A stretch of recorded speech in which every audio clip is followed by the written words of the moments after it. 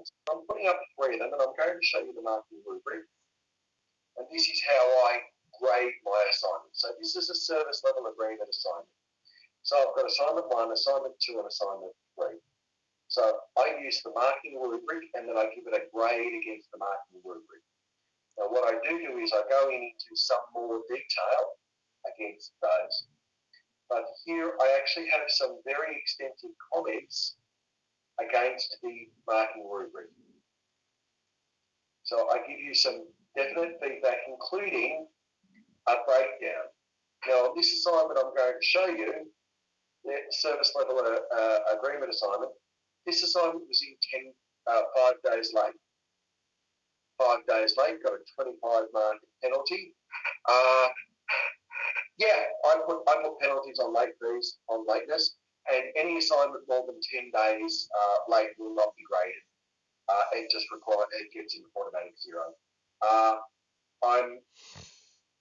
I'm an easy marker, but I don't give it away for no work. I have had students come in and want to do the IGEL test in the last subject, and I just say no. If you have a problem with the test on the test day, which is an in-class test, we'll work around that with you.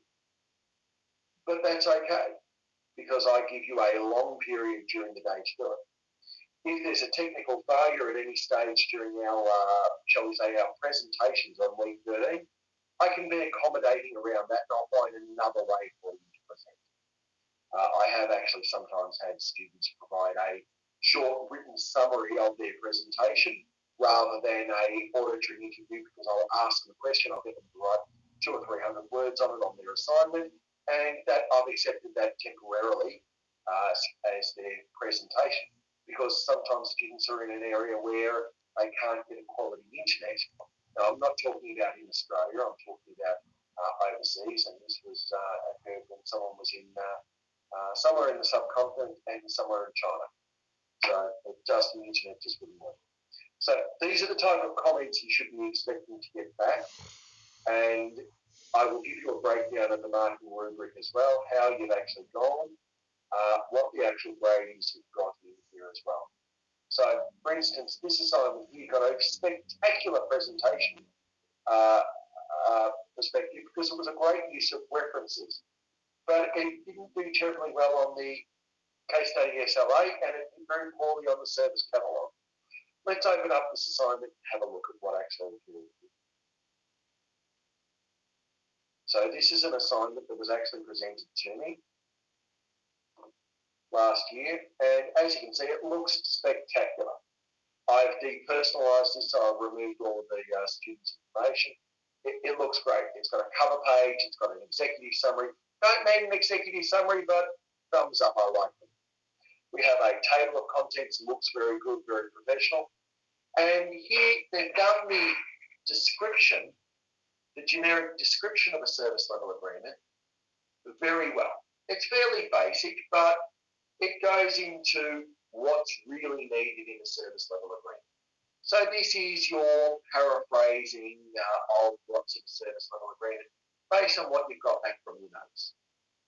And as you can see, the description of a service level agreement is quite well.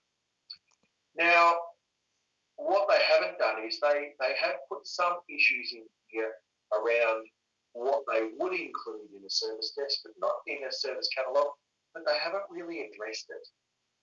That's why they did so poorly on the grade for, where are we here? Where is my Excel spreadsheet? That's why they've done so incredibly poorly on the service catalogue. There is enough meat in there for me to be able to go through and find some aspects, but it was just a pass. Then they've come to the case study, and it was poor. This is not a reasonable case study analysis. It really doesn't cover anything to do with the case study. And as you can see, we've got a 12.5 out of 30 for this section. And then they've put in their recommendations, which were not appropriate. This was rudimentary.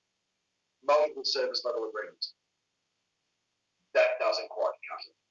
So these students, but as you can see, it's got a conclusion, it's got a few references. Oh, isn't that an interesting service level agreement one? Isn't that the one I had up on the screen a little earlier? I think it might be. What should be in a service level management? BMC blogs is a great source here. So this referencing I liked, the way they've actually documented it was very good. So I gave them 9.5 out of 10 for their presentation. It does look very professional. The language, even though it doesn't address the criteria, is written very well. So this group got a 64 out of 100 for that. It was a credit. I think I was a little generous in the service catalogue. I probably am marking a little bit more harshly at this stage. Honestly, I'm saying I'm marking a little bit more harshly. So that is a serious thing to consider. I really do want you to do well. If we move forward to this one, this assignment got, this is our assignment number, Paul got the 91. So if I close that and I go back to our assignment here, assignment number 2, absolutely nailed it. This was a wonderful assignment. I was really pleased with this one. Move this one over here and I'll pop this in. I got this assignment back over on summer semester. 91 out of 100. Now you'll see that it has a cover page, no executive summary, but you don't really need one. But in this assignment, executive summaries are nice to have. Can't go wrong in having one. Might give you some. If I'm looking at a, shall we say, a 7.9 out of 10 for a presentation marking, you put an executive summary in there, I'll probably push that up to an 8.0 out of 10 for your presentation mark. Not really necessary, but nice to have. They have an introduction. Nice to have an introduction. Not critical, but nice to have. SLA explanation, including going through the components step by step. They're applying it to the case study. Clearly, they've broken it up into all the areas. They have services, exclusions, performance, redressing penalties, stakeholders, security, risk management, tracking, reporting, routine review, and process change. These are all the factors that are critical, and termination process. These are all the factors that are critical in a service level agreement. That's why they got a 36 out of 40 for that section. The service catalogue outlines what's needed to be in there, so much so that they've given the example of it, a prototype of it. This shows me that they clearly understand what a service catalogue is, what the views will be, and how it's used. Now, if you notice, this is not written with a lot of language. This is probably, 150 words at the most. 163 words.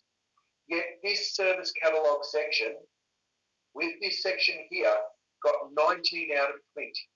You don't need to go into a huge amount of detail to answer the question.